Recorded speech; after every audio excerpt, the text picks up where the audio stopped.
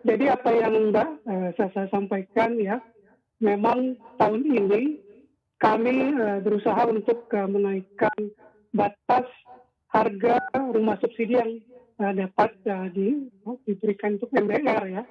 Jadi kami sudah melakukan pembahasan dengan teman-teman pengembang, kemudian dengan para stakeholders lainnya, dan saat ini melalui surat Bapak Menteri PUPR kepada Ibu Menteri Keuangan, itu kami mengusulkan untuk disesuaikan harga jual rumah tapak dan satuan rumah susun yang dibebaskan dari pengenaan PPN. Jadi kami ingin mendapatkan juga masyarakat berpenghasilan rendah itu selain mereka mendapatkan subsidi dari pemerintah melalui fasilitas likuiditas pembelian perumahan maupun yang PP2BP, tapi mereka juga mendapatkan bebas PPN. Dan ini adalah ranahnya di Kementerian Keuangan. Kami sudah sampaikan dan dalam beberapa waktu ini kami sudah melakukan beberapa kali pembahasan dengan mereka. Tentunya kita harus menunggu apa yang akan mereka sampaikan gitu Mbak Sasa ya. Demikian Mbak Sasa terkait dengan kebijakan untuk menaikkan batasan harga rumah subsidi. Oke, jadi masih menunggu Kementerian Keuangan ya. Saya akan ke Pak Daniel dari Apersi. Tanggapannya seperti apa nih Pak dari Apersi terkait dengan wacana sosialisasi Kementerian PUPR harga rumah subsidi naik sekitar 7% nih. Dan pandangan Apersi sebetulnya berapa persen sih idealnya kenaikan rumah subsidi gitu? Mengingat harga bahan bangunan saja ini sudah meroket. Ya, kami dari Apersi, saya Daniel Jumali, Sekjen Apersi, sangat mengapresiasi langkah dan perhitungan dari Pak Aryo karena sudah sesuai dengan ekspektasi kami juga antara 6-8%, kalau kurang lebih 7% ya itu berarti average sesuai harapan, karena kita tahu kalau kita lihat indeks harga bangunan konstruksi yang dilansir oleh BPS itu setiap tahun rata-rata sekitar 4%. Berarti kan sudah 2 tahun ini tidak ada penyesuaian harga. Kita mungkin tidak bilang kenaikan harga, tapi penyesuaian harga. Nah, kalau memang 6 sampai 8, 7% itu angka yang ideal sekali. Ya, karena kita tahu terutama di tahun 2021 tahun lalu dan tahun ini, tahun lalu ada kenaikan harga besi sekitar 15% lebih. Juga tahun ini Januari karena ada perang Rusia dengan Ukraina, itu harga besi naik sekitar 5-6%. Jadi harga besi saja sudah naik 20%.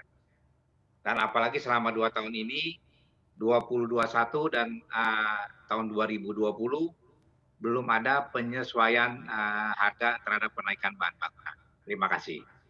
Oke, tanggapannya seperti apa nih Pak Toto dari Ray terkait dengan kenaikan harga rumah subsidi naik 7%. Kalau pandangan Ray sendiri, idealnya berapa sih kenaikan harga rumah subsidi ini? Mengingat beberapa tahun terakhir belum naik, ditambah lagi dengan harga bahan material yang bahkan naiknya cukup signifikan. Jadi apa yang ingin saya sampaikan, apa yang disampaikan Pak Daniel, usulan dari REI waktu itu adalah sekitar average 10%. Tapi memang setelah mempertimbangkan segala hal yang ada di dalam perekonomian yang ada, kita sepakati di 7% average. Dan ini masih di Departemen Keuangan. Kami harapkan dalam waktu dekat bisa terrealisasi. Karena apa? Terakhir ini besi naik lagi. Jadi apa yang terjadi tahun lalu sebelum ada kenaikan besi itu adalah besi itu di 6.500. Bahkan kalau kita lihat harga perkiraan setempat dari Cipta Karya aja itu masih memakai patokan di 8.000. Sedangkan besi sekarang kenyataan di pasar itu adalah 13.000 sampai 14.000. Nah, sedangkan kalau besi naik, itu pasti baja ringan juga naik. Nah, sedangkan rumah sederhana ini hampir keseluruhannya sekarang memakai baja ringan juga. Jadi, apa yang terjadi dengan kenaikan bahan yang utama dari membangun rumah, ini akan sangat mempengaruhi dari harga dari nilai bangunan yang kita bangun. Oke, dari 10% yang Anda usulkan ternyata disepakati 7%. Nah, tapi sejumlah pengamat mengatakan nih Pak, kalau misalkan harga rumah bersubsidi yang kenaikannya 7% pada tahun ini dinilai tidak ideal. Karena kan kenaikan tersebut dinilai terlalu tinggi karena rumah subsidi ini kan menyasar kepada kelompok MBR. Tanggapannya Pak Toto seperti apa? Margin kita itu adalah sangat tipis. Kita berpatokan pada perputaran dari yang cepat. Jadi dari turnover kita yang cepat kalau di rumah sederhana.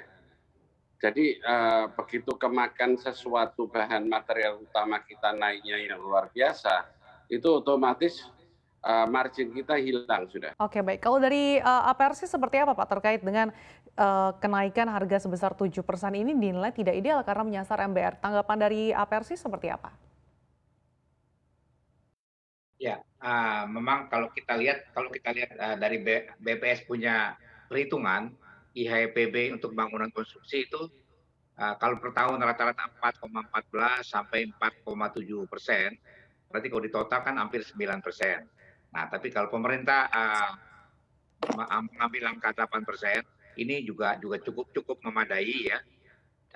Cuman kalau bisa penyesuaian harga ini bisa dikeluarkan dalam waktu dekat.